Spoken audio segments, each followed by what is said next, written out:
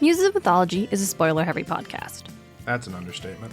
We're going to discuss not just the events of this book, but the Riordan as a whole, and really anything that we feel is relevant. You can find full spoiler warnings in the show notes. If the ship is already sailing before the narrative, I just don't even know if I'd call it a ship. Well, I think if it's like a main prominent element of the narrative itself, like their relationship, but also I wouldn't say Eurydice and Orpheus, I wouldn't call that a ship. Oh, see, I would. I think any relationship is a ship. I think we're coming from very different sides of fandom culture here.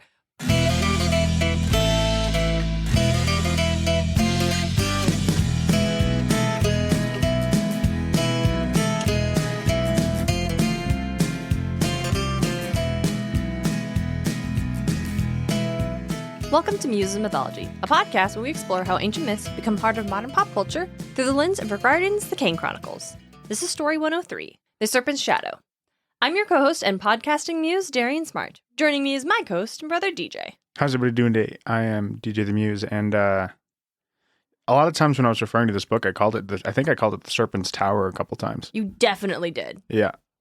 Which is funny. I just was getting it mixed up with like Nero's Tower in my mind for whatever. I mean, they fight a big snake at the end anyway. So you have anchored Apophis to Python in literally both of the last episodes. So yeah. Okay. Well, before we dive into this finale, let's muse around the garden for a minute. All right, DJ, what did you think of this book? It was fun. Yeah? Had a good time. As a finale? Oh yeah. I think as a finale, I think it's pretty strong. Yeah, I agree. I think, is it my favorite of the finales? No. No, of course not. But, yeah. I thought it was pretty good. At like the start of the book, I did call Zia and Walt becoming godlings. Yeah, you kind of called the Zia one in the last book because you're like, I think she might have to host Ra. Yeah. But the Walt one, should we just unpack that? Should we just dive into the Walt Anubis of it all?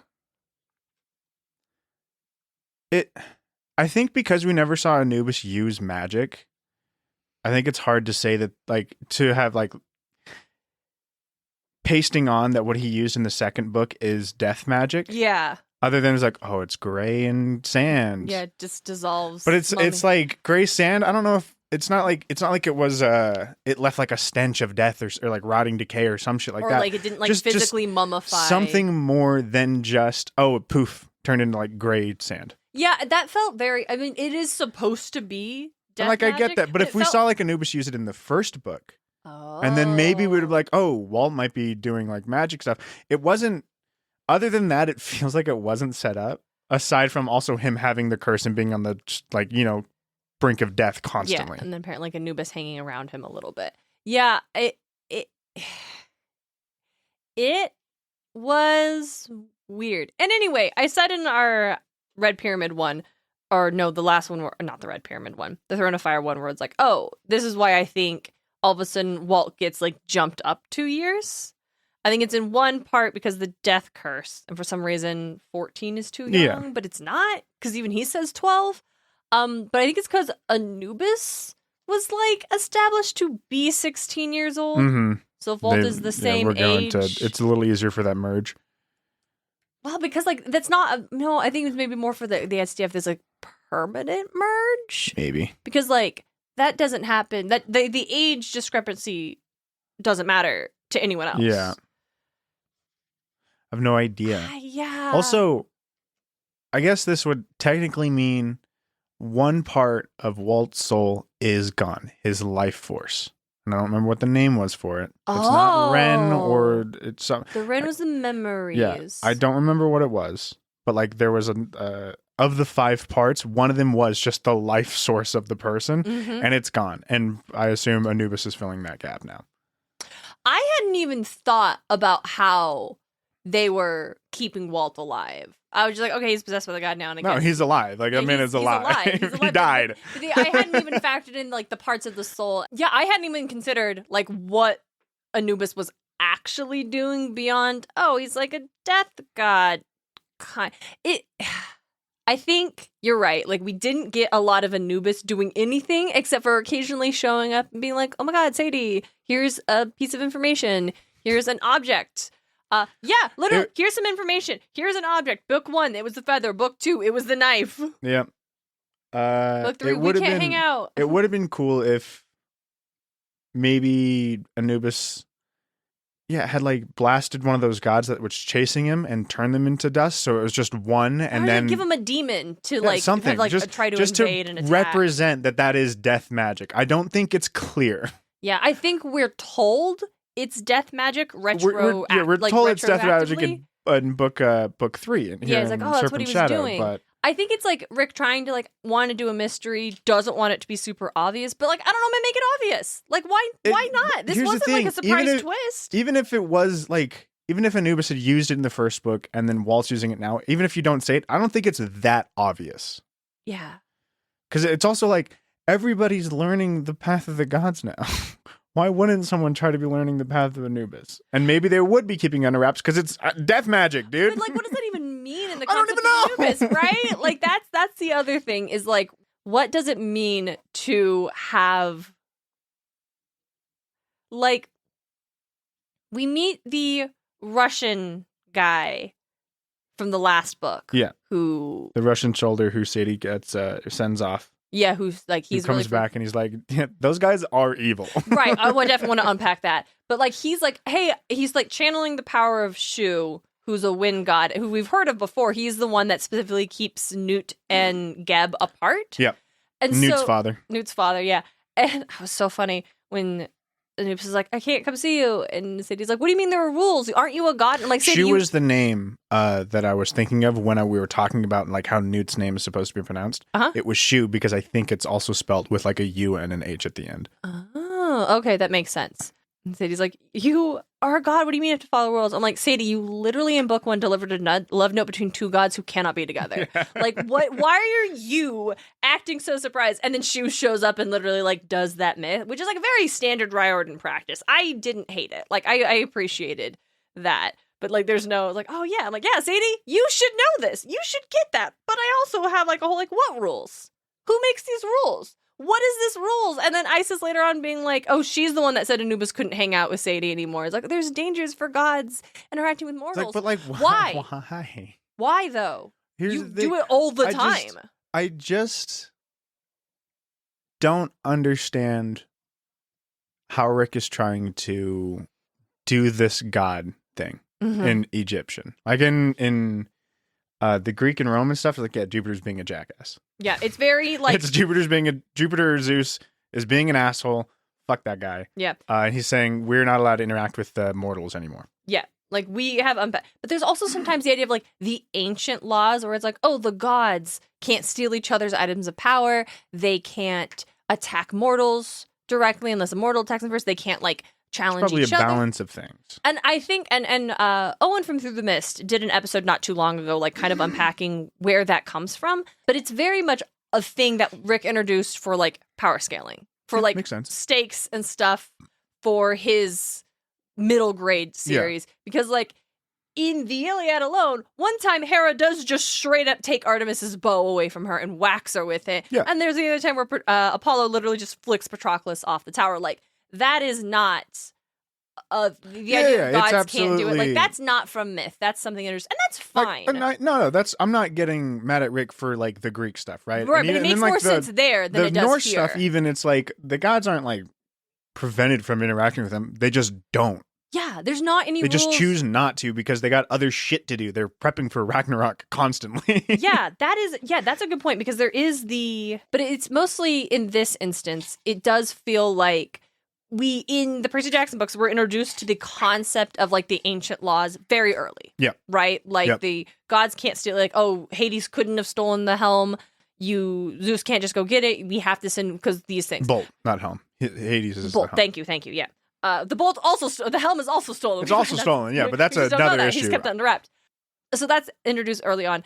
The idea, like, in the third book, suddenly we're like, there are rules. Gods and mortals can't interact. Yeah, and it's like brand new too. It's like they've been interacting for the better part of like 6 months now. Yeah, it's like all of a sudden it's like, well, it's dangerous when it happens more and more frequently. And I'm like, okay, but it's like you've also set up Sadie as being just like top tier like magic quality person, right? Yeah. Why? Yeah, and the other thing is like what makes it different for Why did Ra age? Why is he aging? Okay. I feel like we got a little more of that in this one. That I don't know. I mean, it doesn't work with the rules that Riordan set for in the Greek and Roman stuff, but I will accept it here. The idea that like I guess he if it's like was forced out and didn't want to and was trapped. But he was and already aged at that time. Well, he was forced out because he was aging. Poison, yeah. Well, that was from the poison. So he was aging because of the poison? Yeah.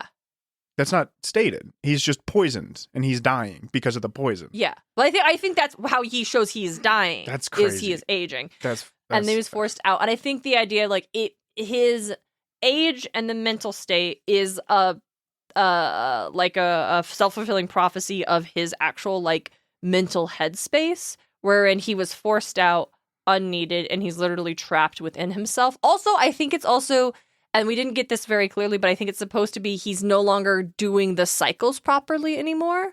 Like we don't have the... Maybe. I thought that they had said the reason she poisoned him is because he was getting old. See, but I and think he wasn't stepping down, and so now then like she had to kind of force him, and that might have accelerated it. Interesting. But she poisoned him to get him to step down because he was too old and like senile. I think that's the interpretation that's supposed to make Isis look better. I think she just poisoned him to get rid of him because she wanted Osiris. Yeah, on the throne. I mean that's it, right? Yeah. That is the real reason. But I think it's Rick's interpretation interesting for that. But it is also because Isis wants Osiris on the throne, but also like everybody else was agreeing with it because you know what? It could also he was be old. Once we get into actually unpacking the myth, there could be a narrative that falls in that, and so Rick is just having to follow along with this narrative where Ra got old. That's why it's Osiris. It is. He could be pulling from something crazy as he and did with Freya. That story in and of itself contradicts with the lore that his world is set up, but also simultaneously the lore that the lore set up, the lore that this world has, is the gods' relationships would have changed the moment they inhabited these bodies. Oh yes, also that's a huge thing that I'm like I do. Ron wish and Horus are dating canonically. That would be so interesting if we like broke down any concept of human bonds between the gods. Like they don't have anything like that, and it's whatever the last thing was the imprint. That was the two things, right? That's the example we got. They were children of Nut, and then Horus was the son of like Osiris and Isis, and right? Like that's circle what that it square. was. He's like, oh, it's whenever they possess.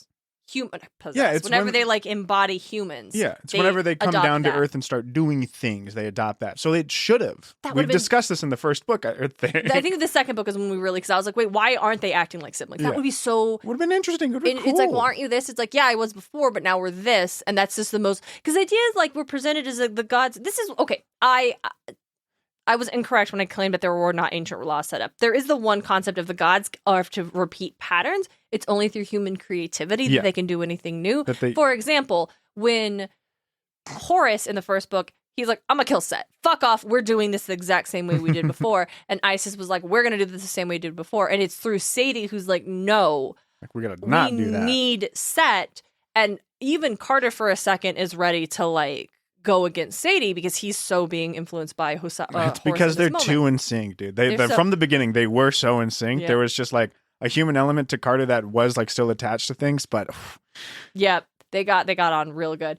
But it's through Sadie who's like, no, we're not going to follow that pattern because we need to see the bigger picture. We need to see who our enemy. We didn't even talk about her like using the feather of truth to like ignite the sky to reveal Apophis. Yeah, that was fucking cool as hell. Like.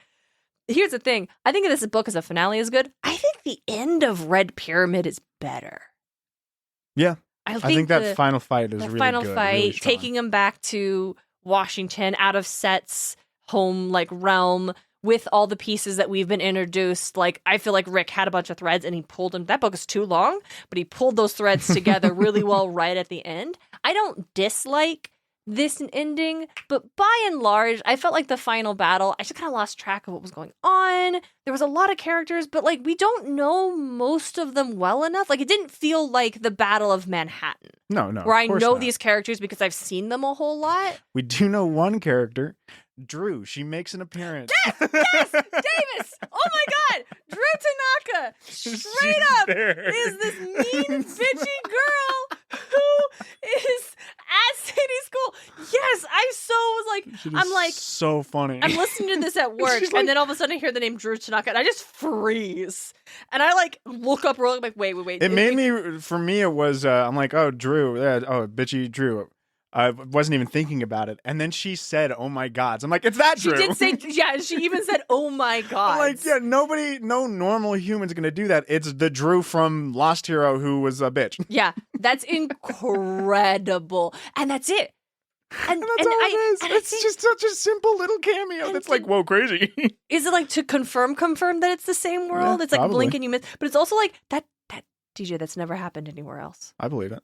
Like, it's, I mean, the closest we got is Annabeth being in Magnus Chase. But I was going to say, like, yes, of course, Annabeth and Percy are in the Magnus Chase books, but that's not a subtle, quiet thing. Like, yeah. That's Annabeth. Like, we've already set up, Annabeth has family in Boston. Like, she is looking for Magnus. Like, they are pretty prominent characters, and that connection is meant to be established. This is a blink and you miss it. Like, I had to double check that this was, like, Drew Tanaka's, like, but that's her name, right? Like, I didn't know her last name, but I'm like, it's clearly when Drew. When she says, oh my gods. Oh my gods. I'm like, yeah, it's clearly Drew. That would have been, I just think this book would have been so much more interesting and incredibly messy if the wind magic didn't work on her.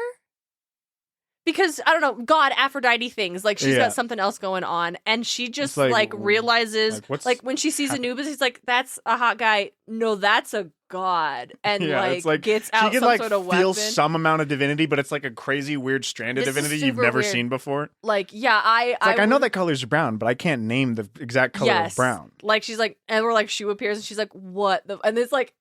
Obviously, it would have totally derailed the book. It would have been like, but wouldn't that have been so fun if all of a sudden Drew Tanaka is getting tagged along on this Egyptian mission? I'm a daughter of Isis. I don't know what's going on. Aphrodite. Aphrodite. But it's just crazy. Like, why, Rick? It didn't have to be Drew. No, it could have just been some character. And also, like, mild spoilers, that hasn't come back up. No. Because Drew Tanaka got like 86 from the series. Like, after Piper takes over, like, we kind of hear about her, but like, she didn't even show up in the Halloween party. We've completely replaced her with another, oh God, what was that I really loved? Just as Coco Chanel had like a pearl necklace that was also a weapon. She's great. I don't remember her. Yeah, I want to say Valentina, but that's probably not right. No, I think you're thinking of Pixie Cut with pink hair and Camp Jupiter. I don't remember her name. No, her name is... Damn, we are just drawing. Yeah, just all over the place. Anyway, but like, yeah, we've just completely 86 Drew Tanaka, and I'm like, gone. That's fine. She wasn't really nice, but I feel like she could have had a lot of growth, and we could have seen her become a cooler character. But Rick Riordan was not interested in doing that in the Heroes of Olympus. It's harder to do that. Fine. It's harder to make growth happen from the sidelines. Yeah, but you're right. We would have had to upgrade her as a character, see her more prominently. Mm-hmm. And whatever. This is not our unpacking of the shortcomings of Heroes of Olympus. No. We are focused here on the Kane Chronicles for a time. Yeah, so Drew Tanaka was wild. That was such a funny book. I'm all over the place. Yeah, I wish Sadie clocked. Oh my gods! Yeah, why is she saying like, gods? What a weird thing, but she couldn't really think about that. Yeah. Kind of on the topic of Riordan ships and things like that. We actually got a comment on Spotify from Ghosting Business 33. Reading this series and taking a long look at the romance the Kanes get into, I still have that, well, what the hell sure stance. I don't think they're normal, but I guess that's how Rick wanted it to be, and I can respect that. I do agree that the older you get, the more concerned you get for some of the Riordan-verse ships. Like for Sadie, it's fine, I'm happy for her, it's unique and interesting, but I wouldn't put them in my top 5. My top 3 are Percabeth, Anne and Gilbert from Anne of Green Gables, and honestly, same. And then Oedipen, which is the ship name for Odysseus and Penelope, specifically from Epic. The thing I wanted to say is, like, it was less about, like, oh, I've gotten so much older, and so I'm like, you are not going to stay together as kids. Like, that's not really what I mean. I feel like Rick Riordan didn't do enough to get me as a 30... Well, it's not supposed to get me as a 31-year-old to overcome it, but you know what I mean, right? Even when I was a kid, I was a little bit like, this is not Annabeth and Percy. Like, no. And even at the end game, where all of a sudden we've got Walt and Anubis and Sadie, I think Walt and Anubis are going to make it last longer than they will with Sadie. Yeah, actually. When Carter pointed out, I was like, what are you doing? Both the guys you like are formed to one, and they are like sharing a mind, and they like the thing that they share is like you, and that's one of the biggest things. Why wouldn't you be into that? And I'm like, yeah, fucking course. Yeah. When Sadie's freaking out, I'm like, Sadie, what are you doing? No, Everything just lined up for you. Sadie, this is what you wanted this whole time. Like you were having difficulties picking. Guess what? Now you don't have to pick. You don't have to, and both of them are happy for it. If I had a nickel for every love triangle that ended up with one person getting with both of them, I'd have 2 nickels, which is crazy. What is your other nickel? You know that Otome game is bad for like mobs show that Johnny was telling us about? Yeah. That happens. Oh. It's like the 2 girls that this guy, they both start like crushing on him. And then, but like, they're also like best friends. And then they're like, well, I don't want to hurt you, so you can have him. The other one's like, no, I don't want to hurt you, so you can have him. And that's kind of like a situation. It's a lot more in depth through the thing, but, and then they both just come to the agreement. He's marrying us both. That's the end of it. And so that's like the end of the series for where it's at now. I have no idea if they're going to do season 2 or not. You know, good for them. Not season 2, I guess the second part 2. The manga. I mean, something similar. I mean, I also have like, in the Shadowhunter series, in the Infernal Devices, you've got a character who is a warlock. Mm-hmm. And she ends up with both of the guys who is the like love interest characters. But because one guy was mortal, and so they get married, girls pass away and dies. The other guy became semi-immortal for a while because of things that make total sense in the plot, but it sounds crazy now. And then eventually that becomes undone, and he's just a dude again, but they're finally able to be together. And it's like 200 years after the fact. But the 3 of them all loved each other deeply the whole time. It's actually great. I love them so much. Nice. But here, I'm trying to find the passage where Sadie, like, loses her shit. Is it when Carter, or when Anubis and Walt merge? Yeah.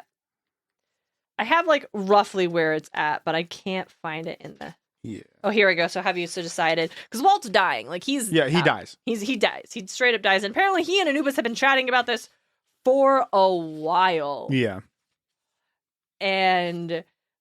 he dies. Anubis is there. Disappears. Sadie's pissed. All of a sudden, Walt wakes back up, and Sadie can like see, because she has this really great ability that we haven't talked about. She can just like lower her vision and see into the duat, which is like the magical second reality of the world. And she sees Walt, and she sees Anubis in the exact same place as Walt. And deeper than that, she sees a glowing gray radiance of a god, the jackal-headed form of Anubis. And then she, like, freaks out. My head was spinning. Walt's ability to turn things to dust. It was the path of Anubis. He'd been channeling the god's power for months. Their friendship, their discussions. The other way. Anubis had hinted at saving Walt. What have you done? I stared into Minor. I wasn't even sure what to call him. And Sadie, it's me, Walt said. Still me. And the Dua Anubis spoke in unison. Still me. No. I felt betrayed and cheated. It was like my world was crumbling in the sea of chaos. Stop it. I'm not proud of how I acted, but I turned and I fled, leaping straight through the doorway of darkness. At the moment, I couldn't have cared where it led, as long as it was away from the deathless creature I had thought I loved. What the fuck, dude? Yeah, I don't... That's so crazy. Sadie... Carter's is harder to get over than Sadie's. Because Carter's is fair. Honestly? Zia, like, shares a body with an old sun god. And it literally, when she's like, he sometimes just straight up becomes Ra? Just sometimes, you know how he did it in the Duat in this last episode where he became Horus. She becomes Ra. Yeah. And then sometimes she's not. Yeah. And, and here's the thing. It's like, it's way harder. Also, Carter doesn't have any kind of bond with Ra. No. So it's like, kind of weirder. That's why it's harder. Yeah. It's like, I don't feel anything for this guy. I'm not, like, attracted to this guy. You're attracted to both the people that merged. And you know them. And it's also, like, Zia it's incredibly dangerous. Like, Zia's had to take this on to save Ra, and now they're gonna go fight Apophis. And I love Ra being like, I'm not interested in being Pharaoh. I'm gonna kick that motherfucker's ass, though. Like, that's why I came back. Fused with a corpse. Yeah, like, but even still, Carter's more just like, I mean, I'm just like, a little I guess worried. I'll deal with it. I don't know. I don't know how to, because they're like it's Ra. Because they're also like acting as the eye of the god. Yeah. It's not like when Carter and Sadie had Isis and Horus like riding in the back seat. It's like from the jump, as soon as Ra and Zia like connect, and Horus and Walt they connect, are like formed in that mode that we get at the end of the first book. Yeah, and it's like constantly. Yeah, because you can see them speaking in unison together. Like, that is complete unit. Yeah, that is like, and so like on one hand, like I get her being like startled and upset, potentially like the idea of like the deathlessness, like the unnatural, this, like she like running from him, and then like also it's like it's not like it's like Isis beast, or what did she say? Deathless creature I thought I loved. Deathless creature I thought I loved. Intense. What the fuck? Intense. Babes, I get it. I get being startled. It was already a deathless creature. It's a god, and it's the god of the dead. I don't know. I think I don't know if it's just like the way the scene is constructed. Sadie, we didn't get enough horror. You are suddenly this just doesn't seem like having the feelings of just like the old House of Life ways. Yeah, and it's like, Sadie, you literally experienced the same thing with Isis. Like you, maybe if she had, maybe like I get like Zia. If Zia, like if it happened with like, she'd be freaked out. Someone else would be freaked out. But like, what are you talking about? I don't know, man. I feel like I get the idea was just to get her away from Anubis and Walt so we could do the rest of the novel, like, or to raise the stakes, or to for the emotion. One just didn't feel like a way Sadie would react, and I just feel like I don't know if it was like the scene. I don't know if it's necessarily constructed in a way. Like maybe if the actual act of them bonding was horrific to view, I can see her reacting to that in a more upset way. Yeah. But like Walt dies and then wakes up. Yeah. It's like a bit fairy tale, not like horror. Yeah. And so I think I could have seen her being like, I'm too freaked out. This is awful. If the like again. If the act of like him dying and Anubis like literally watching that happen and the pieces of the soul and everything, like I can see that being like, what the fuck? This is an unnatural way to do this. I'm fucking out. Like if we gotten this, what you mentioned earlier, like the idea of him, like we see part of his soul leave and Anubis fill that spot. And like that doesn't like, if we challenge it as being a little bit more, this isn't the right way to do it. Like this isn't even the path of the gods way to do this. I can get more on board with Sadie needing time and like freaking out like she does. But simultaneously, we don't want that because we want this to be cool because they get to hang out even when all the other gods leave. Yeah, you're still gonna hang out with Anubis. Yeah. It's we don't even get to hang out with Horus anymore, bro. That sucks. Yeah. How do you feel about that? Like I at like the Horus. end, all of the gods. We don't get to hang out with him. Like by defeating chaos, we are like literally So they do the shadow thing. I liked that. Yeah, they do they get Apophis' shadow because they find out the shadow is the fifth part of the soul. And if you do an execration on the shadow, it like pretty much permanently erases somebody's existence. Even when Bess comes back, because even if you eat their Ren, or even if you like obliterate their Ren, the shadow remains. Yeah, through either the way that like Khonshu or the Devourer. Yeah, the shadow remains, and they found out. And sometimes people come back from the shadow. So they grabbed Bess's shadow. They brought him back. Wonderful. Very happy to see it. Yeah. And then they found Apophis' shadow. He shows up just in time to rescue them from being in the chaos vortex of Apophis. What a great scene of him just rolling back with the so big. Tauret. Yeah, Tauret. Being like, "Hey, babe," like they're love it. So cute. I love that. Big fan. We'll unpack the rest of that later, but for this scene, I love it. Yeah, it's very good. It works. And then they are able to like eradicate Apophis' entire essence, like drive him for now. I think there's always but it's like, okay, if you drive chaos away, then you drive order away because it has to constantly be in balance. Yeah, but those gods are still alive. Yeah. Like, sure, it's like they know they can't kill Apophis, but they can drive him so deep into the Duat that it'll be 5,000 years before he can ever get back out. Or 10. We'll see. Whatever. But that's what it is. But the cost that we are told right at the end, as he is getting driven away, all of a sudden we learn that there's a cost for doing this. And I'm like, I really think that should have been something we were grappling with this whole book. Yeah. Like we were grappling with the downside of Ra coming back and being a senile old man, the entirety of Throne of Fire. The entirety of that. And it's like it felt like at the end of Red Pyramid, all of a sudden Sadie has like this whole moment where she's like, cannot save her father. If she saves her father, Osiris will be absorbed. She has to let her. She has to this was not a choice she knew she had to make until that moment. But I'm fine with that being a sudden moment where she has to make that choice. She still made the choice with the knowledge of it. Yes, and also you're right, because she still could have changed. She still could have saved her dad even after she was told what it would cost. They didn't know until after it was done. But also, I think that just felt like emotionally more impactful. Whereas this was like, oh, okay. Oh, well, it just happened. And then it literally just happened. Horus, Ra, Isis all disappear.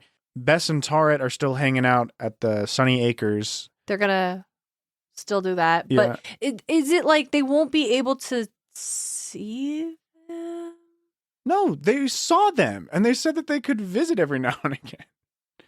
Bess said it's because he's always been good at getting into the mortal world. Yeah, so he'll be fine. Their parents, they're still gonna be able to see. Yeah, kinda? Because they're the gods of the dead, and maybe they don't count towards the Ma'at gods. Yeah, but also they'll still be able to channel their powers. Like this does not eliminate the path of the gods thing. I don't It's literally just to like not let them interact. Yeah, it's not to let like the honestly the main four. I don't even know who else is included with it because I seriously doubt Newt and Geb are gone too. I'm sure if you go to wherever like location is they are, you can find them. Yeah, and I think they're not even in like those. I think that was like just a place where they could connect to. They also talked about like at Sunny Acres, they don't see as many gods. Like some went back to the heavens or to their old temples and palaces. Actually, we find out some of the judgment gods were there, and when Osiris hears about it, they're like, "Oh, we'll go grab them and get them back to the underworld to do their job," which is great for this. Yeah, I've always had more luck coming back to the mortal world than other gods, so it's like he'll be able. So it's like, don't worry about it. If you need me, I'll be there, which is sweet, but also feels like I just don't know like will why. they not be able to go? Why?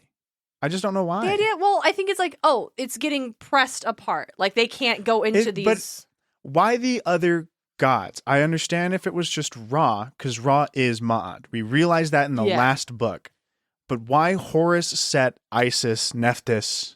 It's supposed to be this like emotional weight, this like cost of defeating the evil. But like, besides Bast, who their goodbye is legitimately sad. Yeah. Like her being like, I've got to go. She's, But that's because she got a goodbye. Yeah. Like we got to see her off. Yeah. And it's much more. Also, I think it's like of all the characters of the gods, like next to Best, we are closest to Bast. Yeah. So we know her really well. So saying goodbye to her means a lot. And it's like, are we supposed to feel that with all of the gods? Because I don't. No, because you just didn't give us that. Yeah, and it's like talking to. I found the passage where they're talking to the mom, and she's basically like trying to talk to her about like Walt and Anubis and like her feelings and their feelings for her, and Anubis being very young still, and it's sweet, but I'm trying to find. Okay, so yeah, they have the things like so with this business with the gods pulling away, does that mean we won't see you and Dad as much? Probably, but you know what to do. Keep teaching the path of gods, bring the House of Life back to its former glory. All right, and then throughout this passage, you, Carter, and Amos will make Egyptian magic stronger than ever, and that's good, because your challenges are not over. Setney, who's this magician that they had to work with for a while, is... Yeah, he slips off with the Book of Thoth. That's nice. I'm not feeling the looming threat of this guy being like, so you cannot tell me, like... I could see the problem with it. Yeah. But that's not the threat. No. What she says is, but there are other challenges as well. I haven't completely lost the gift of prophecy, even in death. I see murky visions of other gods and rival magic. What do you mean? What other gods? Rick, where is that? I don't know, Sadie, but Egypt has always faced challenges from outside, magicians from elsewhere, even gods from elsewhere. Just be vigilant. Rick, I'm waiting. Yeah, I'm waiting for that. I'm excited for that. When did Serpent Shadow come out? 2013? 2012 was the original release date. So close. It has been, but it has been 13 years. We've also gotten, how many books since then, though? He's done a couple of series, probably all for setup for this, but he's been hinting at a big crossover series since this, unless he's talking about demigods and magicians. Oh, That would be so bullshit. That would be really frustrating if it was demigods and magicians. But he still hinted at something greater in Trials of Apollo, so I guess we can wait for that. We'll wait for that. But yeah, it was because it was.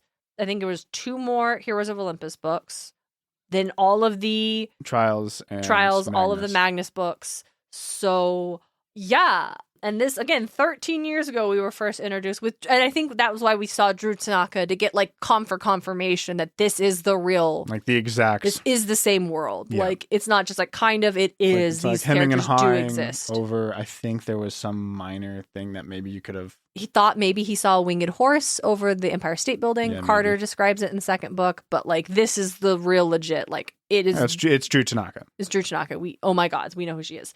But cool. But yeah, so it's like so even the fact that she says we won't see you and Dad as much, but that doesn't mean never again. But she's also dating the god of the underworld, so she probably does have a free fucking pass to this point. yeah, that's true. Because what is it? Or the god of the dead, not the underworld. Yeah, but she says like they don't have to leave because they are really one person now. Anubis has so much in common with Walt. Neither of them had a real life to look forward to. Now they get to together. And Sadie's even like, wait, he's not exiled, or what's going on? You will see him because they are one, inhabiting a single mortal body. They may walk the earth as ancient Egyptian god kings did. So that's why we get this loophole for Walt and Anubis. But like, then doesn't that mean that like they could have just, any of the gods right now could have stayed if they had like, if Sadie and Carter or Zia hadn't. Like, literally, I don't understand what's going on. I think it's such an interesting concept that it's like, and again, I'm fine with being like, okay, yeah, sure, fine. But like, I don't know if you had to force the gods away. You could have just been like, great, all right, we're going to go do our own thing. That's where it is. It's like, that's where I find a lot of nitpicky stuff with the Walt Anubis thing, because this is supposed to be our high stakes. But even then, it's like, well, Bess can still come if you call for help. I've always been good at getting back into the mortal realm. Love that. Love Bess. Yeah, good for you. Big fan of Bess. But then and then Sadie being like, we won't see you as much. But that doesn't mean never. So it feels like there's no real cost to this. And if they can still channel the power of the gods, walk the path of the gods, like, then there is no cost. Yeah. Just now we guess Bast isn't going to be hanging out around the House of Life anymore, or that Brooklyn house anymore. Yeah. And you're right, like, then just don't do that. Or if you were, maybe that's why it was thrown at the end, because it'd be even more frustrating if we took the whole book. You could have truly just done it, like, now that, like, this crisis is averted, because we're, like, able to come back into the human world, because we haven't been able to for the last thousands of years, because the House of Life banished us. Yeah, we're going to go do our own thing for a bit. Yeah, it really does kind of just feel like done that. It does just feel like, because, like, now the magicians aren't going to be imprisoning the gods like they have been. Yeah. So it'll just be like the gods will do whatever it is they do, and then it's like it could just be that the gods do not normally walk among mortals. It is not our place. They're not like Greek gods that fuck around and find out, right? They literally would only step in when the forces of chaos demand us to take action alongside mortals. We don't need to do that anymore. So they do draw back, because that is balance. That is order. It's like, we won't do it. But being forced away kind of sucks. Yeah, it feels like it's a cost. And it feels like being forced away should mean they can't use the powers of the gods anymore. Yeah. Like, then it should mean it doesn't help. And they can't. Because also, like, we didn't even touch on this. Like Horace and Carter and Sadie and Isis. And also Amos and Set. Yeah, that was teamed up. That was great. I really liked it. We didn't talk about Set showing up in the second book. It would have been great if Set could suddenly start, like, lording over Horace that he's his uncle. That's so funny. Wouldn't that? He is his uncle. Oh, he is. That's right. That's funny.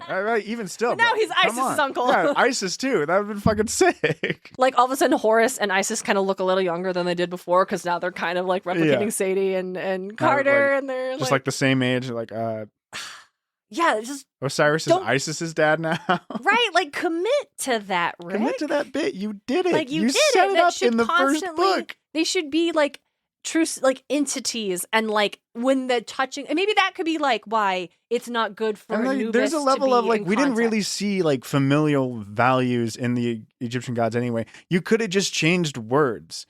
Like, instead of Isis being mad that her son didn't get the throne, be mad that my brother didn't get the throne. Yeah, like, it's like all of these could have still been relatively similar, because familiar love is relatively similar. Yeah, and it's like these bonds, and yeah, right? I don't know why we didn't get that. Like, I think so. You talk about how it felt murky in the first book, and I was like, okay, but I like it. I think it's very interesting. I think it's very distinct. It's real muddy, and it just gets muddier as we go because on. It wasn't committed to so hard. Like, and that actually could be why it's not good for Anubis to be interacting so directly, because him just being around too many mortals could shape him in ways he couldn't control. At least when they're like with a human, it's one.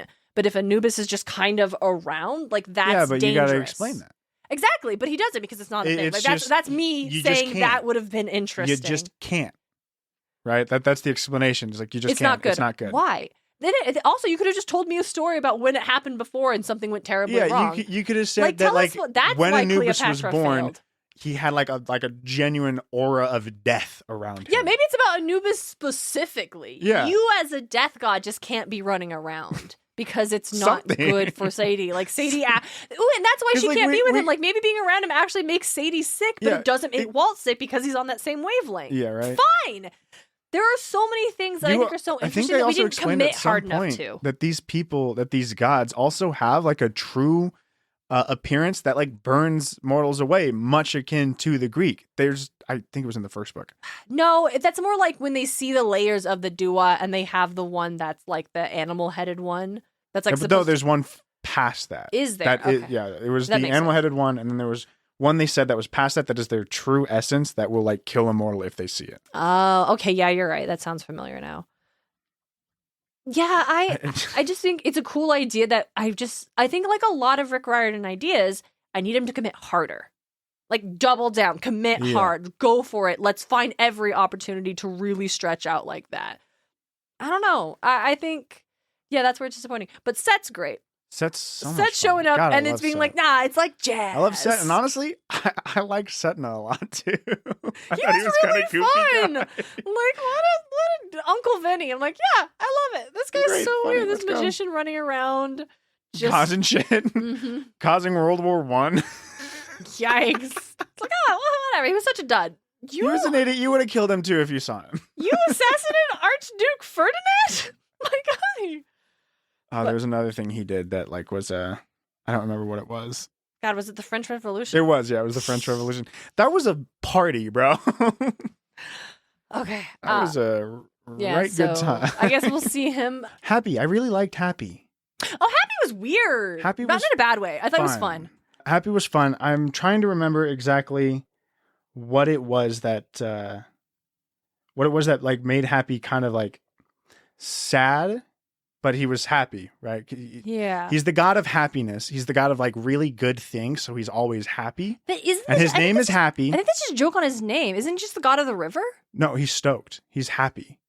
He is happy all the time. They say it. Yeah. But he's like, no, there's like other things that he's like the god of like, good soil, just like things good that are things, good, things that create things joy. That are good. Yeah. And so he's always happy because he's happy. And I cannot remember what it was that made him say like that, like made him project the idea that he might have been like sad if he wasn't happy all the time. I'm trying to find it. Fucking Setne giving bloodstained axe the ability just to go after them finally. Fucking bastard, dude. What a bastard. That's super funny. Okay. He gives them some pills? Happy pills? To help them travel? They turn him into liquid. They become like water because he's the river god. Anyway, it was just the hippo. Yeah, it was Happy comes out. He's like just constantly happy, and bountiful fathers, all good things. So he's always happy. Okay, yeah. Yeah. So he it made me think about like Smile Fruit from One Piece. Oh. There's this like if it's a like artificially created failed version of an artificially created devil fruit. Oh. That if you eat, you become only happy. Oh. Constantly. You got a big smile on your face. And we see a character who is like super influential on like, there's like a whole town of these people who have taken it because they were all pretty much like test subjects. Right? Uh-huh. That's all it is. They're just like, oh, eat this, see if it like gels with you. And it doesn't, you become happy. They just send you off. So there's a whole town of people that are constantly smiling, constantly happy, having a good time. And then you get this scene of like the like mayor, just like a protector of this town, who he gets like strung up because he was like also the leader of the revolution, gets strung up and like killed, like not crucified, just the kind of like the pike shit. Yeah. I say pike, not pike. I know what you mean. He's tied up by his hands on like a pole above the town, and everybody is laughing and crying. But they're laughing, they're happy because they cannot feel sad. I think I found the passage that you meant, because he talks about how the Nile doesn't flood like it used to since they built that stupid Aswan Dam. Nobody depends on me anymore. I could kill those mortals. Yeah, something like, yeah. And he's like, I hate this guy, meaning Setni. I absolutely despise him. He's the only magician who ever learned my secret name. Yeah. Yeah, it was that. It's just like the ability to I'd only love to rip feel your arms and happiness legs off. is not good. It's the tragedy of only feeling joy. Yeah. That's another thing. It's like, it's introduced, and it's what I meant, like, here's the joke. I think it's because his name sounds like happy. Yeah. The joke is... He happens to be like a bountiful harvest, good thing, so Rick Riordan's like, we'll just make him happy all the time. But you're right. Like, that as a kid, it's a bit of a gag, but as an adult, and here's the thing, I only realized it after reading that One Piece thing. After reading those chapters. It's just like, it's a tragedy not to be able to mourn. Yeah, not to be able to feel the full scope of emotion. Yeah, and you're only feeling happy. And again, he was strung up, beaten, and dead, and everyone's laughing because they cannot cry or weep. Not do anything else. Oh, yeah. Yeah, so this is horrifying. Yeah, this character is actually horrifying, and we are just going to skim past that and not really interrogate it, much like I feel like is a reoccurring motif of this book. Honestly. But I think the other problem, I wonder, is in the course of 13 years, the world that Rick Riordan is dealing with has expanded and gone in like totally different directions. Like, how much of Apollo's story was he anticipating to dive into in 2013? How much of Nico and Will was he anticipating to get into in 2013? So the one thing I have is like, are we still going to even get this narrative? Which it's fine if we don't. It's one guy telling a story. The thing is he's like, he hinted at it in his last main line series. Yeah, he brought it back. Right? If it was just this, I'm like, well, that sounds fucking sick. But he did bring it back in Hidden Oracle. Yeah. Tower of Nero. Tower. Okay. Because that's where the one because Chiron isn't in Hidden Oracle. Mm-hmm. I thought it was Dionysus saying he went to go meet a cat in some head. That's true, yeah. And then we get more clarification later. That's right. I forgot. Hey, speaking of things from one thing to another, can I tell you my favorite fucking scene in this series? Yeah. Now, with all of my critiques of the Walt Anubis thing and it not being super clear, I mean, it is clear. What is going on and why it works? What's happening is clear. Fine. The reasons behind it, maybe not so much. Why the loophole? It's like, okay, that one. Whatever. I mentioned the Russian guy earlier. He was able to have Shu give him a ride because he's always been good with wind. Yeah. Zia's good with fire. Yeah. Is that why she can host the sun god so well? It's like a mixture of that, and she was destined to do it. Yeah, like we talked about that. And that's so cringe. I don't like Make that. her be a really strong fire mage that can just host the power of the sun. It could have been great. Have Apophis have targeted a bunch of villages where strong fire mages were at to try to take out anybody who could possibly resonate with Ra. Because then another thing she says, like Zia come up and she's like she's the last fire mage. That's so cool. But can we also? And then that's like a destined thing, but that comes not from being destined to do it, but from her inclination towards fire magic. And she's a great candidate. The only one who can do it. Yeah, because also it was weird because then she's like talks about how because she was imprisoned in the sarcophagus, she really relates to Ra being imprisoned in Sunny Acres in his own body. And I'm like, okay, cool. But that wasn't destined for that. I guess you could say it was destined for her to happen. Like whatever. We don't really know what the fates have in store for what we're dealing with this book. But that happened way before Apophis attacked your village. Like you got put in there because Nephthys was possessing you. Yeah, I don't know. But that would have made more sense if it wasn't like destined and it was just because that she was a fire mage and this also happened to her. Suddenly, like it's like she was at like 70% and then that experience put it to like 90%. Yeah, it's not like Ra was like her whole life following her. It's that the things that happened to her because the thing is like Sadie was able to translate the hieroglyphs before Isis. Yeah, Sadie could translate them. And so I guess like, that's supposed to be us making her and Isis a good match. And then there was Carter and Horace. Is the son of Cyrus. I guess that's why it's gonna work. Like son of Osiris, I feel like destined to be a pharaoh. I feel like the later books introduce this idea of having a connection to the god makes you a better host. Yeah, it makes it line up a little better. Because I think it was just kind of random tossed out. This is just what happened. Well, yeah, because Nephthys did like jump into Zia, which like why? A fire mage. Yeah, well, they all need to jump into somebody, right? Yeah, but why didn't Nephthys choose Zia and not Desjardins? Desjardins was a dick. Well, yeah, but he's they also like not all a fire mage. They also all line up with gender. Yeah. And the only time we see that not is literally with Ra and Zia. And they even commented like, "Oh, Nephthys is a river goddess. It's weird that she possessed a fire mage." Yeah, they commented on that. Like, but that wasn't a thing we reflected on in the first book. No. So I think this is later. I think it's fine. But yeah. Anyway, so let me tell you about my favorite part of this book. The scene lives rent-free in my head. Okay. One of the evil magicians attacks Sadie and is gonna kill her. And then all of a sudden, a bare hand snatched the blade out of the air. The meteoric iron turned gray and crumbled. Jacoby's eyes widened. She hastily drew her second knife. "Who are you?" "Walt Stone," he said. "Blood of the Pharaohs. And Anubis, god of the dead." He stepped in front of me, shielding me from my enemies. Maybe my vision doubled because I'd cracked my head, but I saw two of them with equal clarity, both handsome and powerful, both quite angry. "We speak with one voice," Walt said, "especially on this matter. No one harms Sadie Kane." And so he thrusts out his hand, floor splits open. The souls of the dead spring up like weeds. Skeletal hands, glowing faces, fanged shadows, winged Ba with their claws extended. They swarmed Sarah Jacoby, wrapping her in ghostly linen, and dragged her screaming into the chasm. Set laughed with life. "That's my boy!" "Shut up, father." Very good. Big fan of Set.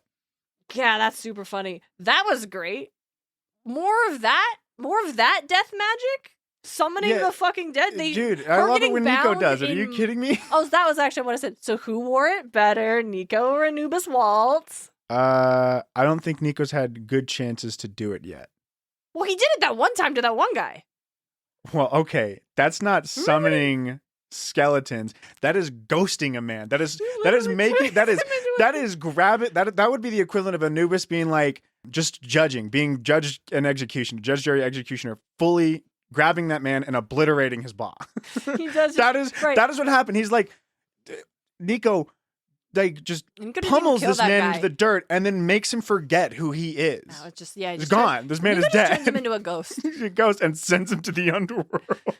Yeah, and this one's like he summons the spirits to spring her up, turn her into a mummy, and then drag her down. That's great. That's awesome. But and I think honestly, Nico's scene was way fucking better. Oh, really? Well, I think I don't know. I was going to say so good. I think the Walt Anubis one I like a little more. I like the visual of somebody getting turned into a mummy and dragged underground is great. Mm-hmm. Happens to Anubis when he dies in Smite. But I just the impact I think of Nico's scene is way fucking stronger. It is. It's Nico just letting all of his pain out, and it's this scene happens. Who are you? Is so good. Yeah, you're right. I think the visuals and also because they both comes from a place of love. Yeah. Like Walt Anubis is protecting Sadie. And Nico is not letting this guy dating Anubis. Come on. Yeah, and honestly, acknowledge it's weird. Like, let the human characters think it's weird, but the gods being like, it doesn't matter. No, literally, because we shape our forms. They did that seamlessly in fucking Percy Jackson, where it's like, wait, wouldn't that make us all cousins? Oh, the god side doesn't matter. They're not humans. It's just not real. There's no DNA there. So as long as you're not from the same mortal parent, it doesn't matter. Or godly parent. Well, not from this, or godly parent too. Yeah. Obviously mortal parent, but like godly parent too. Like dating within the cabin would be weird, but it's fine to not. Yeah. It's fine when it's not the cabins. And like, okay, and then we just we accept that and we move past that. Yeah, absolutely. And that's all you needed on it. Mm-hmm. But I think that's just something Rick Riordan wasn't interested in. I don't think he thought of it. I don't think he thought deeper than the writing the first line. Yeah, that's how it feels. Everything that like he's writing, he's thrown, and he's like, yeah, that stuck. But he's not like going back and looking at what stuck. Mm-hmm. He's just throwing it and then like throwing something else. So we've got. So I want to talk about Sarah Jacoby and then her cohort, Kwai. So they are the magicians. They were a couple of magicians that attacked the Brooklyn house in the last book, rejected the idea of like the Kanes. And also, real quick, these two were exiled. Mm-hmm. Why the fuck did anybody listen to them? They were exiled, then they were unexiled. They were unexiled by Vlad, the Ice Cream Man. Who was like revealed to be fucking evil. Yeah. Who was like literally Apophis. Working with Apophis. Right, okay. And so that's what I found. So like, who the fuck is listening to these people? And they were also criminals, and that's why they were exiled. Yeah. Even if I was in a group and we exiled, like, I don't know, a friend, or like we just stopped being friends with them, and then like some other friends started to bring them back. If that friend was doing like shitty things, I wouldn't want to be around that friend. And and if they were coming out and it's like, if the reason they were exiled is because they were like lying to us or they fucking hurt another friend, I would be like, I'm not doing anything with you. You're fucking crazy. I think here's what I think is interesting is that we cannot forget that this has been the way of the House of Life for 5,000 years, is to don't follow the path of gods. Gods are our enemies. We're not doing that. And so, and it's like now we've had 2 chief lectors die in recent within the last succession. year. It was pretty crazy. The chaos is rising. Everything is wrong. It's not unreasonable for other magicians to look around and blame the Kanes for this. Because they're not living the adventure. That. It's unreasonable for them to get behind her. But I think, here's the thing. They are just, I can see it being looking for someone to help. And these 2 are going like, we will not let the Kanes destroy us anymore. Like, you are enemy of... And I think they're also holding them responsible for Desjardins' death. Like, I can see other magicians from other parts of the world being like, this is so fucked up, and like siding with them on that front. What I think was disappointing was when Rick Riordan decided, and they're also working for Apophis. And I thought that was lazy. It was. I think narratively that was lazy because it implies that any figure that is fundamentally opposed to our heroes must do so because the big bad evil is whispering in the air, not because they have any like seeming like legitimate fears or concerns. I still think it would have been really neat to delve into the fact that the Kanes are chaos. Yeah. Like, this is chaos in the order of the House of Life. Mm-hmm. But it's not a bad chaos. And that was something you pitched in Red Pyramid that I liked a lot, that I was hoping that maybe would show up here, and it doesn't. Never. But they are causing chaos. Yeah. Like, the House of Life was in order. Yeah, it was a dying order. It was a stagnation. And that's why chaos is important sometimes. But we aren't challenged. And that's, You're for not example, bringing that's why that up at all. Like, oh, yes, Apophis is a bad chaos. He is chaos to the end of destruction. Yeah, he is not any growth. He is just kick the sandcastle over and over and over again. It's arguably you want chaos within order. And that's what I think Set could have been more about representing, is that you have to have the challenge to the status quo. Like, you have to be willing to overturn a system that is unjust. And Set... But I think the problem is, like, Set in Egyptian mythology does not represent that. He is a villain. He is a bad guy. And I think we see a lot of Rick Riordan's hesitance to reinterpret these characters unless it's for comedic effect. Yeah. If it's funny, he'll do it all day long. But if it's to serve a greater message, I think he's deeply hesitant or doesn't consider doing it. And that's a disappointment, because I think... Sad. Yeah, because I do think we could have seen, like, also that would have given us more of a reason to understand why Amos is trusting Set. Like, he's like, I saw chaos from a different point of view, and we are bringing chaos to the House of Life because we are trying to break down the order. Yeah. But sometimes you need to change do that. Things. Change is chaos. Yeah. It is not order. Yeah. And so that was kind of disappointing never to see that really interrogated.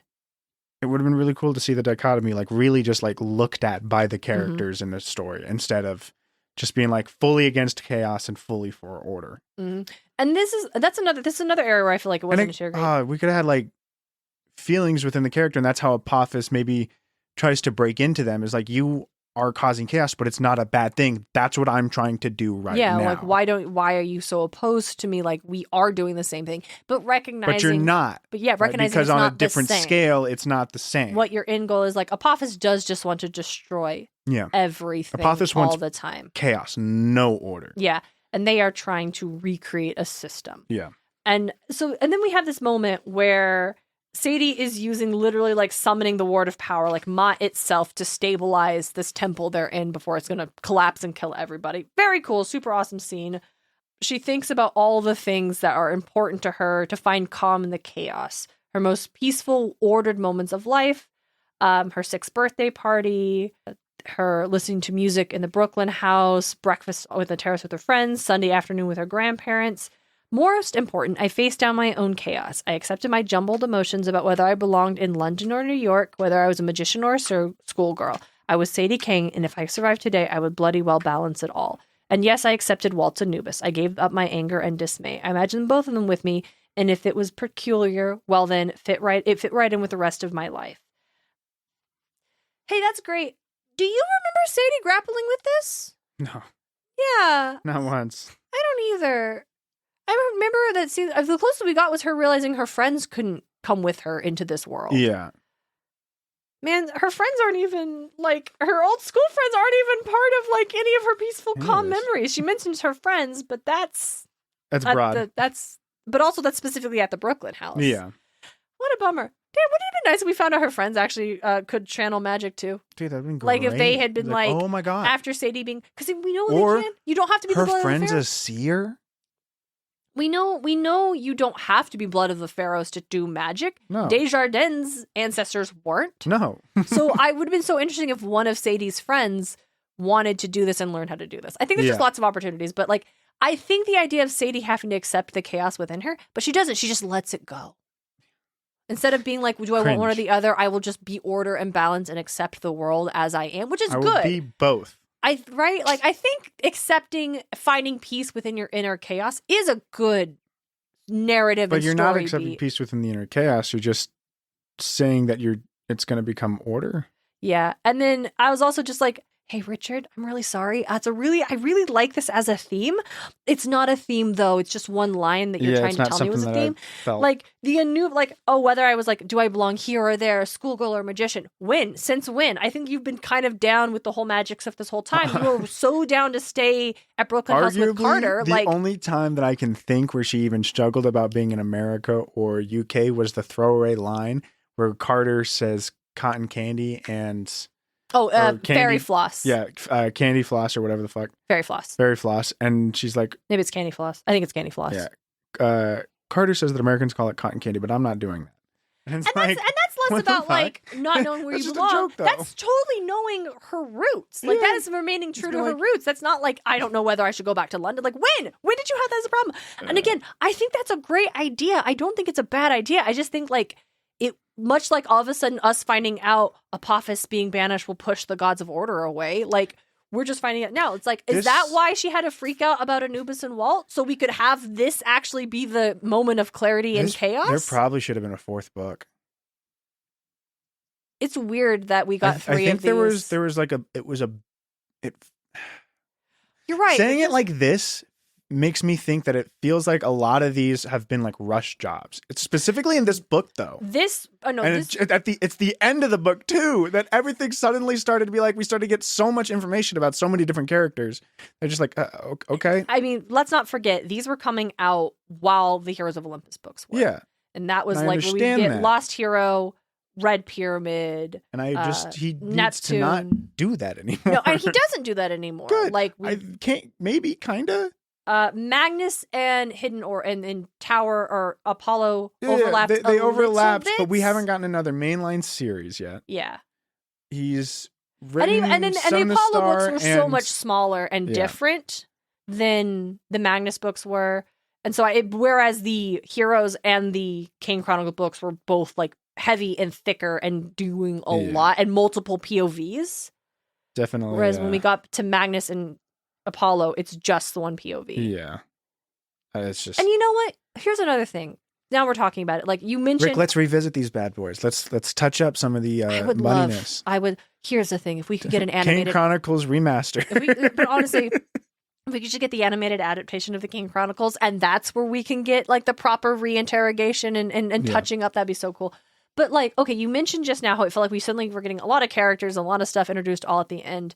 I feel like Magnus kind of does, where all of a sudden all of those characters we've seen are suddenly way more important, but you feel it. Because we met them from the jump. You met them from the jump, and then this whole book has been them doing things. Also, is Jazz even in this book? I'm sure she's mentioned, but she's mentioned. Is she at the final fight? I don't remember hearing her at the final fight, but I remember her being mentioned solely that Jazz couldn't do anything, and she's our best healer in regards to Walt's condition. Yeah, so she's mentioned, but we don't see Jazz. Isn't that kind of weird? It's very strange. And then we get, like, Felix again. I feel like Felix is the only, like, magician kid who we got consistently, because even this other gal who's fighting is, like, into the power of Geb, and I'm like, you're new. The kid who's just saying kill, kill, kill all the time. Oh, yeah. You get at the start and the end of the book. Yeah, there's these ankle biters, these kindergartners, and I'm like, what the fuck do you mean these are kindergartners who are here? No. It's like, well, their parents have let them come to train. That's great. Who's taking care of the kids? Other students? Older students? I'd be so pissed if I was a college kid who rolled up here to like learn magic, and then part of my day is taking care of a kindergarten. Like, I love kids, don't get me wrong, and I would don't want to do this. Take care of them. I'm not here for this. But if the fact that they just have these kindergartners whose parents aren't around, that means there have to be other students who are spending their time and energy to take care of these children. Yeah, you would like the best way to do that would be to summer camp or after school program it. Yeah, they just come in. That would make so much more sense than them being there full time. Because you even see students come over like and take care of that little kid who's like, kill, kill, kill. And it's like, haha, that's so cute and funny. And it shows like there's a wide range of folks who are capable of doing it. But that just seemed like that's worse. People like to say Chiron is a bad parent teacher for letting the demigods like go to battles. I'm like, that is literally what they're supposed to do. That's what he's training them for, or else they'll die out there. Yeah, they will die. Like monsters just attack demigods on the streets. Magicians don't have that problem. No, they don't. Nobody else has this problem. Yeah. It doesn't even seem like Camp Jupiter really has that issue. Granted, they're training from a young age. And they're and they're safer and more insulated. Yeah, but that's a different situation. That's a whole military government. And there are like 20-year-olds in that fucking army. So. Yeah, I was pretty horrified when there were kids running around. And I'm like, and little that kids. Was pretty crazy. When he said ankle biters, I'm like 3 and 4 years old. What they're like kindergartnens, like max 5 years old. He later says kindergartners, and I'm like, oh, okay, so. But like other students are taking care of them. Their parents are not here. I like your idea of like, yeah, it's an after school daycare program where they have portals where the kids will come. Yeah. But like, and then maybe also if we had gotten other adult magicians who had decided to side with the Kanes, who are there to help train, like I think that would have been really cool. Yeah. Because I think they also talked about like how there aren't very many more magicians coming in. I'm going to be real with you. Do you really think that every single magician and every single gnome across all of the House of Life is not looking into the Way of the Gods? Wouldn't that be so funny if we found out actually this has been going on low key? At like 6 different gnomes. Yeah, and they're super like, oh, dude, this is fucking great. We can be out about this now. Let's fucking go. That'd be so interesting. And then we have more characters rolling up, being like helping out, talking to Carter and being like, okay, well, like how we really want to do this. Here's what I've been doing for the last couple of years. This is what I think we needed, because remember how we talked about in the last one how it felt weird that Sadie was like talking so much about her like relationship and her boy problems when the point was to like get other magicians on their side now. Dude, oh man, fucking. We didn't see any. There's still a bunch of kids, which is great. Yeah, don't get me wrong. I'll be real. It's the genre. What is it? Sadie insisting on going to the dance felt bad. Like it's like to me, I'm like, yeah, I get it. But also, like we like the world's ending in 2 days. But everybody wanted to go to the dance. Yeah, but not everybody knew the world was ending in 2 days. It was just the heads here in this conversation. True. But I feel like that one is very on brand for Sadie, because she was like, I'm going to do my birthday party. Fuck off. Yeah. I'm going to do this. Okay. And listen, it worked out. For the birthday party thing, it was a surprise that suddenly the world was ending. That's true. They've known for a while this was building up. Yeah. Oh, yeah. It was also like right after all the Texans die. Yeah. Damn, that was There was sad. a weird tonal shift. That was, yeah. And then like, This book opened a lot like the other one, except the difference was like, oh, now the magicians are willing to help them. And that was great. And then they died, and that was sad. But then we saw them at the end playing music in the underworld. And that was Very nice. good. But wow, what the fuck? You're right. The dance thing and I'll even give her like, it is my birthday. I'm just gonna go enjoy my birthday. I can't. Like I need the a break. birthday thing I get. I will. Yeah, I don't hold that Sadie, against you've Sadie. been to a couple of dances by now. You've been in middle school for. Actually, I have no idea if England does dances like that. In Maybe that middle school grades. Yeah, I have no fucking clue. Yeah, I don't know. I have no clue. Someone, Owen, tell us. Yeah, somebody tell us. Yeah, it's messier. It's a lot messier. It's messier than the previous two. Even Red Pyramid, that felt like it was like meandering. It was meandering, but it was pretty tight towards the end. At the end, it tight. Like the things that were meandering, like why are we at Graceland and with because the Shopti, two, you can't use the portals during the demon days. Well, a god of magic can. Well, a goddess of magic can. Ending up the Washington Monument, circling back to there. Like, it was meandering, but like all those pieces came together at the end. The second one I liked a whole lot. I think it was a lot tighter. Yeah, the point A to B was a lot more like clear as to where we're going and why we're doing things. This one, I don't know. You know, I also just realized how I mentioned how it's like I just don't feel the Carter, Zia, Sadie, Walt, Anubis like a relationship because we don't spend a lot of time with them. But you know who I fucking loved, and he was only in like the one book, and then when he was dead, it was gut wrench. Was Bess. Not to say like he's a romantic piece, but like that does demonstrate you can introduce a character and then have us care so much because I cried when Bess died. That was and when we realized we could bring him back, and that felt really satisfying. It didn't feel cheap with the shadow and the him showing up. Say, like though, that all felt good things because he was got around. Put together. Like too many things were hinted at and put together in this book. Yeah. Instead of this thing that he is normally pretty good about as here's a piece, we're gonna see it later. Yeah. Yeah. And I think like these things happened too quickly too, from like the pieces, and then quickly we put it together, and then quickly we put it into action. You're right. Like the shadow thing was like boom, boom, boom. Suddenly Bess is back. Why didn't we have the shadow thing at the end of the last book? I feel like we should have had the shadow. We should have had shadow thing somewhere because they're doing this weird like hinting of like what's the deal. So with many Zia more and things Ra? should have been hinted at prior and could have been hinted at prior. Meanwhile, there were things that were hinted at in the last book, like Zia and Ra's connection, and that just felt so aggressively obvious that I didn't need it to be a hint. Yeah, for me, I don't like. It was like Zia and I wish it her wasn't being hinted a destined child. Yeah. You're right. It sucked. I wish she had just come to that on her own. Yeah. Like, Ra needs a host. The destined child. The destined child sucked. Yeah, especially for like Greek stuff or not the Greek stuff, Egyptian stuff, because it's not something that I I guess we'll find out. We'll find out, and I'm sure we will.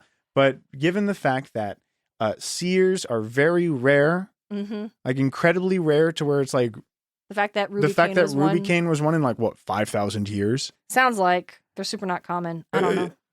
But you know what? The other thing is that if they had given like a god or historical figure that were seen as like a god of like the future, a god of like foresight or some shit like that, then like maybe. But it made me feel that Rick Riordan didn't trust his own characters to come to this conclusion on their own. Is it even like a prophecy? Sorry, I'm so stuck on it. Is it even a prophecy that Apophis will swallow Ra, or is that simply just Apophis wants to swallow Ra and delve the world into chaos? What a great question. I guess we'll find out. We'll find out. I know I'm putting so many on you right now. No, you're good. I feel we're gonna get to, but this really became a lot of like complaining, and I don't like it ending like that. Complaining. But I feel, the problem is that like we're at the top, like we like this, but like the more we're having this conversation, the more we're realizing these threads aren't as tight. Yeah, the overall picture, it's like you stand back, the tapestry looks having tight, and you fun. get close, and you realize there's so many snaps. Yeah. It's like the idea of going to the amusement park. You like it, but you hate waiting in lines. It's like I feel like this one is the one that hurts. Like Heroes of Olympus has a lot of issues, and you can tell there were a lot of ideas that we dropped, didn't get a pen. Like I feel like you said, DJ, Serpent Shadow is the one where I feel like that fatigue of the struggle of trying to do too much is where it hit the Kane Chronicles. Did he say it was going to be a trilogy from the start? That's also what I was wondering. I don't know. Because maybe he got to this point and he's like, I can't keep doing this. I'm running myself ragged. There's also a really big time skip between this one, because the last one felt like it was pretty tight together, and this one it felt like it was almost a whole year. Yeah, I have no idea the timing. I felt that at first, and then they said at some point, like it's like 2 weeks ago, events of the book happened. No, it was months and months. No. We're like 6 months. It was like the first one was like Christmas time. Yeah. And then I think we swing around to like, it was like springish. I think we're almost a whole year swung back around. Because it's maybe it's fall, maybe it's 6 months. And so maybe it's just as long as the other one did, but it felt farther. But yeah, I don't know. Or maybe because they were expecting Apophis to rise immediately and he hasn't. Fall. It's not just as long as the other one, because the last one was spring equinox. This one is fall equinox. You're right, so it is 6 months shorter. No. Well, because you're right. Winter to 3 months, 6 months. Thank you. Final 5 days of the year to spring equinox, which is like 3 months, right? And then to fall. Then to fall I was is thinking, 6 months. I switched equinox to solstice. Yeah. Yeah, it is longer, and I think equinox because it's equal, Darien. It is equal. Maybe we were supposed to get another one to get more build up, but also I don't think we necessarily needed another book. We just needed some of these ideas to be introduced in the last book. Yeah. I needed to spend more time with Walt. Yeah. With Carter.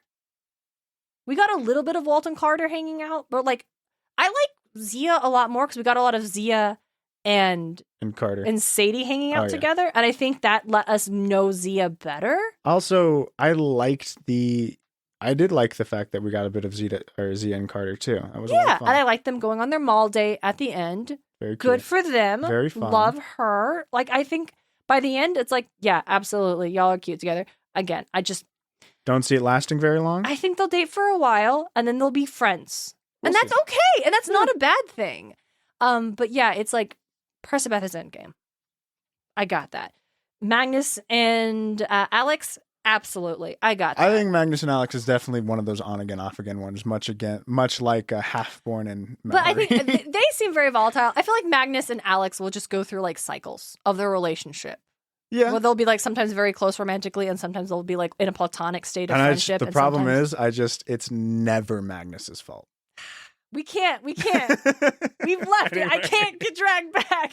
We're over here. The thing I'm saying is that, listen, I think Walt and Anubis are going to run it. They're going to have a great time. They're going to have a whole life together. And I'm so excited for them. They're going to have a very good time. And I think if we roll up, where we meet up with these characters again in whatever time has passed and they are all still dating, I'm going to be so annoyed. I don't think I will be. Because it's like, it's been like 2 years. That's kind of what I'm saying. As kids? Kids still dating? I mean, yeah, it can absolutely happen. It can happen, but only one of them gets to stay in the couple. I need the other one not to still be in a couple if we catch up with them 2-3 years later. Maybe. I mean, I was like, Percy's like 16. He hasn't been allowed to turn 18 yet, so it still hasn't been that much time. So listen, if both of our couple situations are still together, I'll be like, are you kidding me, Rick Riordan? Be realistic. One of them has to have broken up. And it's okay. Yeah. It doesn't have... Okay, to his credit, Piper and Jason. I'm still very proud of him for that. Piper and Jason broke up. Leo and Calypso. Good. Okay, but we are not talking about any of that. We are here. I like... Okay, I know, I want to stop bitching. Let's talk about the fucking Bast and Bess of it all. God, that sucked. Bast apologized to Bess for toying with his emotions. And Bess said it's all right. Cats think of themselves as the center of the universe anyway. And Bast is like, but I am the center of the universe. And again, it's fine. It's a cat. But that's what I was telling when I was like, there's something in the next book that makes me think that they haven't had a healthy conversation about it. That Bast has 100% just been fucking with him this whole time. I still will absolutely stand by my Bess. Bast is Bess's best friend. I love that. Just straight up. Mm-hmm. At some point, Bess did have a crush on Bast, and Bast realized that, and probably was toying with him at some point. And at some point, Bess probably realized that, and it probably was after being saved by Tauret at the Russian stuff. Yeah, but at that point, like, Bast has been gone fighting Apophis for thousands of years. That's the other thing we don't have. Like, I need to find out that time doesn't fold the right way. Really, like, she's been gone, but I mean, as we know, gods can still somehow interact with the world, even in the duat. That's the things where it's not clear. That's where it's a little muddy. So it's probably Bess getting over his own stuff and being like, I recognize now, Bast is not going to be into me, probably ever. And so he was just, it's my best friend. I haven't seen them in a while. I will do what I can to help them, even if it takes my life. Oh, no, I like your interpretation. Bast being gone for so long, if truly she just hasn't been interacting with anybody, being gone for so long, doesn't realize he's just lost that anymore, and is now still thinking that he's doing this because he likes her. See, okay, I like that. Yeah, that's good. I don't know if that was the intent. No, it probably wasn't. It probably really was. Bess is still into Bast, and then in this book gets over and then like whatever. Yeah. But I think you can easily read it my way. I like that. You know what I really hate though? The line that Sadie has about when Bast is like watching him leave with Tara, and she's like, "Oh, I think she realized she let a really great guy get away." I really hate that. I hate that. Like, oh, it's like regret, telling us that haha. It's telling us that Bast is wrong for not returning Bess's romantic affection. It's not true. And that sucks. She was wrong with toying with him. Yeah, that's not a cool thing to do. She's not wrong for not returning. I let a really great guy get away. But maybe she never wanted that. I have no idea. So I really hated that. Also, Sadie, shut the fuck up. You get both guys. You get both guys.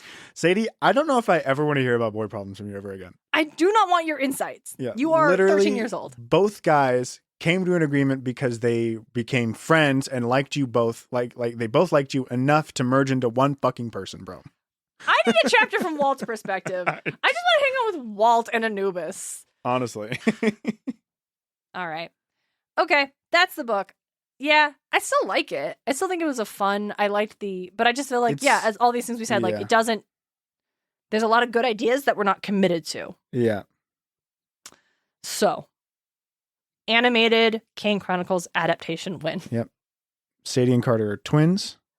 The gods become the relationships that they have when they enter the human body. Let's introduce chaos as being necessary. Yep. Chaos within like the smaller, because you like overall you order do can want be stagnation and oppression. Yeah. And chaos can be violence and constant upheaval, but it's about balance. Yeah. Okay. Well, thank you all so much for listeing. Absolutely. Hey, sorry, we did like it. I did have fun. It's still a good time. I'd say it's a 6 out of 10. 6 out of 10, I think, is a good one. 6 to 5.5. I didn't not like it. I did not like it. I liked it. I was excited. I liked it, so it's above a 50%. And if I didn't how like it, much above a 50%? You know, it's like at least 53%. I liked this book. If I didn't like it, I wouldn't have had so much to critique because it's the things I like that I want to see be better. It's the things I wouldn't have cared if I didn't like it. It's I wouldn't like the who ideas cares? that I like that I wish were fleshed out more. Mm-hmm. All right, well, that is going to do it for us. Thank you all so much for joining us. Thanks for listening. Or committed to. Sorry. Yeah, it's committed to. Just commit harder. Damn. Riordan, you just commit harder. Oh, you have so many good ideas, but you just double down. Damn it. Honestly.